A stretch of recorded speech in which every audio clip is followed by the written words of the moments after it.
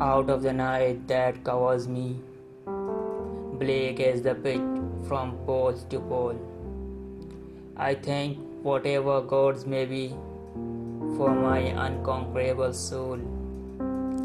In the fail clutch of circumstance, I have not winced nor cried aloud.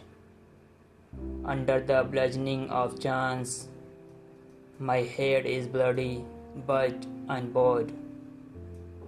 Beyond this place of wrath and tears looms but the horror of the shade, and yet the menace of the years finds and shall find me unafraid. It matters not how straight the gate, how charged with punishments the scroll. I am the master of my faith. I am the captain of my soul.